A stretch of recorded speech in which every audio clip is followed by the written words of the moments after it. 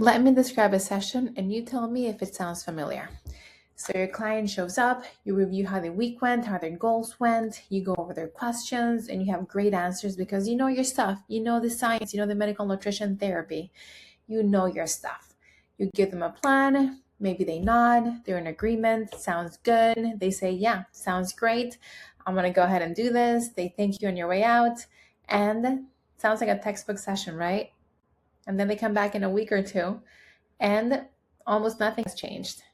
So if that keeps happening to you, I want you to hear something. It's not because you don't know enough nutrition or enough of the medical nutrition therapy or the science.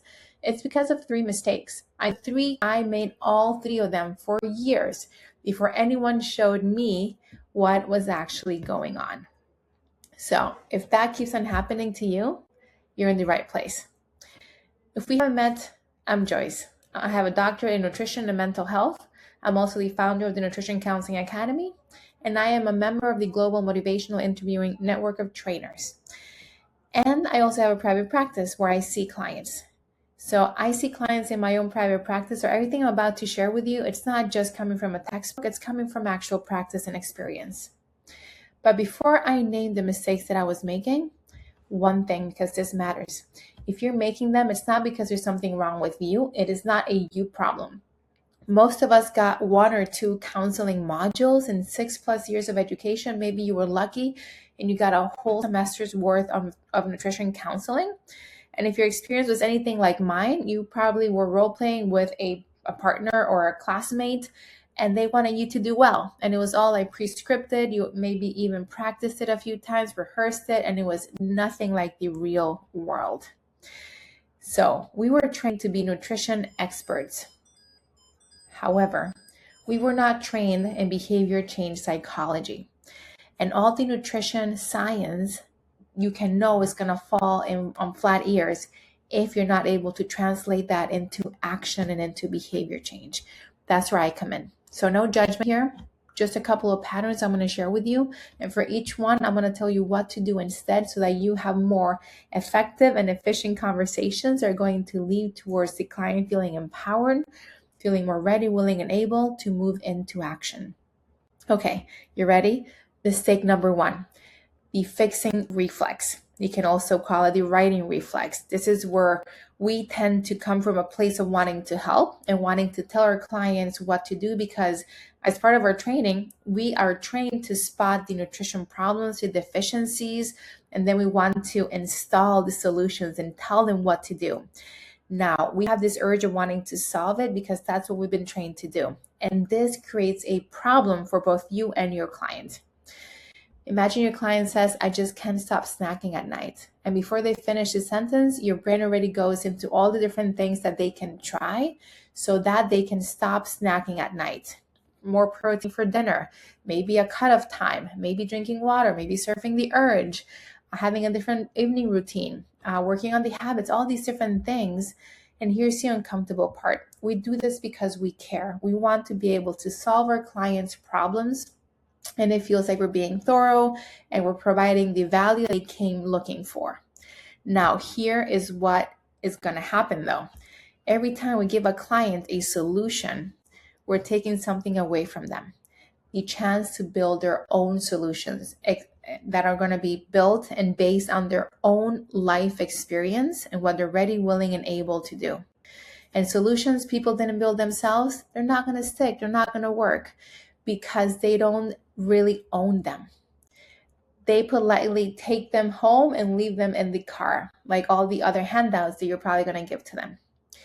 Worse, even some clients might start arguing against those solutions. How many times have you heard a client say, yeah, but? That's exactly the response that many clients will give you when you have this fixing reflex at the forefront of your approach. They might be saying, yeah, I tried that. That's not going to work. Or I already tried it and it didn't work.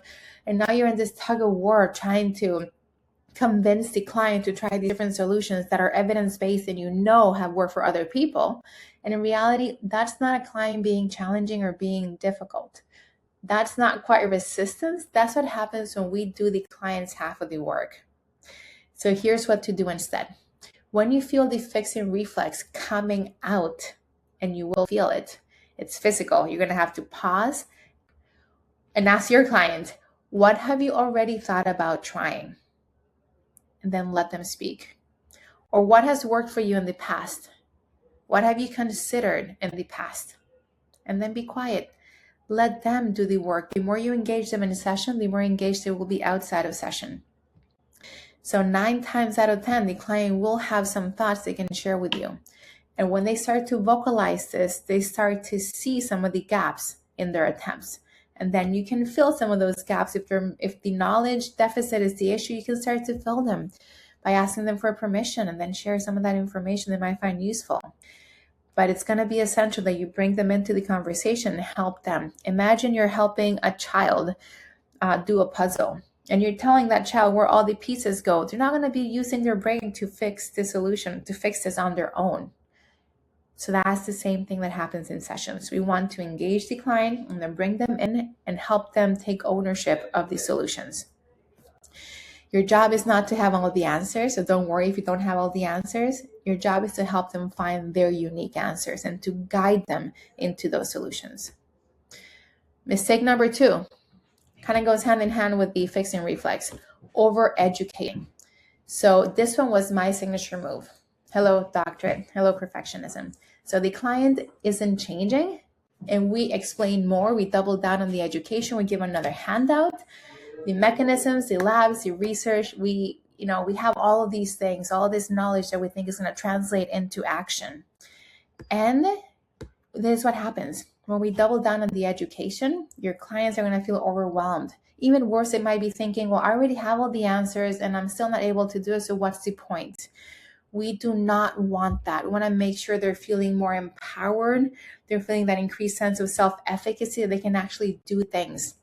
And when we overeducate, they're going to feel the complete opposite.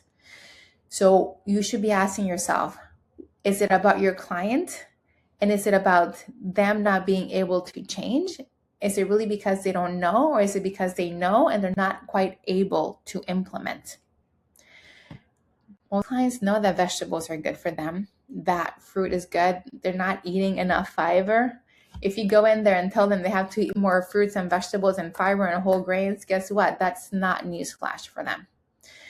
So what is it that is getting in the way of them implementing behavior change? For the most part, it is their ability, their belief that they can do it, and that whatever they do will have a positive effect on getting them closer to their goals. So it was never really information or lack of information that was standing in the way. So here's the equation I want you to remember. Information does not equal transformation. If it did, we would all be out of a job. So what to do instead? Before you teach anything, ask your clients, what do you already know about X and Y and Z? 2 things happen first. First, they usually know more than you would guess, and they get to be the expert for a minute, which in reality, they are the experts. You're the expert in nutrition, they're the experts of their own life. But this is going to change that energy in the room, those dynamics. We're going to do more of a collaborative approach here. Second, once you hear them talk, what is the gap that is left? Now you're going to be filling a real gap, and maybe 2 minutes of nutrition education or information. Not more than that is really needed. Nobody is asking you to do a whole lecture. So if you do share information, you're going to ask for permission, find out the gaps and share, and then ask them at the end, what do you make of that? Their brains are immediately going to go into taking that information and relating it to their own lives. That's what we do as human beings. So then you're handing it right back to them, and that interpretation is worth more than your explanation. So 1 line takeaway here, teach less, ask more. Connection is doing the heavy lifting here, not the content. And last but not least, we have mistake number 3, and that is skipping past the emotions. This one is a little bit more subtle. And honestly, it's the one that used to make my sessions fall flat without me even knowing why. Your clients can get emotional, frustrated, teary, defeated. They've been sharing with you something vulnerable. Maybe they've been trying their whole life to achieve X, Y, and Z. They're just so tired of this or that. And then what do? We're not really trained on how to handle emotions from the clients or how to handle when clients get emotional or teary. And we start to give them more information, or we start to reassure them and, they're doing great and you can do this instead, maybe that's easier. We're trying to problem solve. We're steering away from actually supporting them and helping them feel seen. We tend to treat the emotion like a detour from the session, but the emotion is the session. So that is where the connection before the problem, before anything, is going to be the focus, especially with that first session. We want to have our clients feel that connection with us, feel seen and heard and understood. And we only do that when we reflect the emotions, when we showcase that we're understanding what's underneath the statements, underneath the words that they're saying. When we rush past it with facts or cheerleading, the message that they receive is, this part of you doesn't belong here. Let's move into the education part. And then we wonder why they don't really open up, or why they might be potentially being dishonest. They might be saying the things that they think we want to hear. And then that's why they end up canceling. And it always stays surface level. So what to do instead? And this is simplest and hardest skill in the whole video. Reflect it. Say what you see and stay there. It's not up to you to fix any emotion. It's just up to you to identify it and reflect it. You can say something like, this has been exhausting for you. You've been carrying a lot this whole time. And that's it. Don't fix it. No silver lining here. Don't say at least X, Y, and Z. No. And then we're going to give them some space. You can count to 5 in your head if you want to. And then what happens next is going to surprise you. They tend to go deeper. They feel seen and understood. And the clients who feel seen and understood and valued, they're going to follow almost anywhere with that conversation. So then that connection is going to be the first piece, and then the direction. You're going to be guiding them. So one line takeaway here. When emotions show up, you slow down. It's not a detour. That is the destination. So to recap, the 3 mistakes. 1 is the fixing reflex. We're solving the problems for them. And this does take some patience and awareness to be able to identify it as it's coming out within us, be able to pause, and then put it on the client. Number 2, over-educating. Are we treating this as an information deficit? And are we going to give them a lecture, or are we going to take a step back and ask them what they already know and what would they find useful? And then number 3 is skipping past the emotion. So being able to be aware of the emotions and be able to identify them and reflect them back is going to be key. And then I want you to be able to notice what happens in your conversations, in your power dynamics, and the connection when you start to go away from making these mistakes and opting for this connection first approach. Because all 3 mistakes are the same instinct wearing different outfits. They're all us working harder than the client. It's all us trying to fix the problems, trying to give them the solutions, more information, more reassurance, us pulling and then politely resisting. So the whole shift that I'm here to encourage is moving away from the expert with all the answers to guiding with questions. Every client I use this with ends up telling me how much they value the fact that I really wanted to hear their story, and they felt seen and heard, and they felt understood, and they felt that connection. So if you want to learn more about how it is that I'm able to connect with my clients and create this therapeutic alliance as one of the number 1 predictors of positive client outcomes, go ahead and follow me.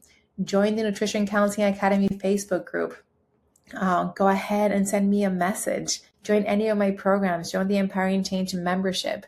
I love being able to support your client, support all of you in supporting your clients.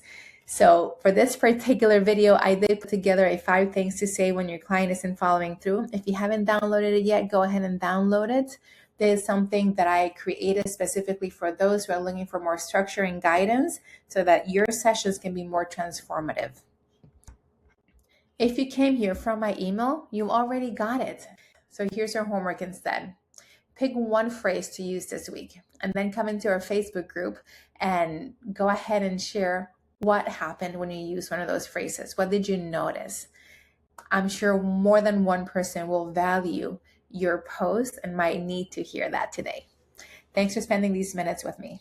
Now go ahead and be the guide.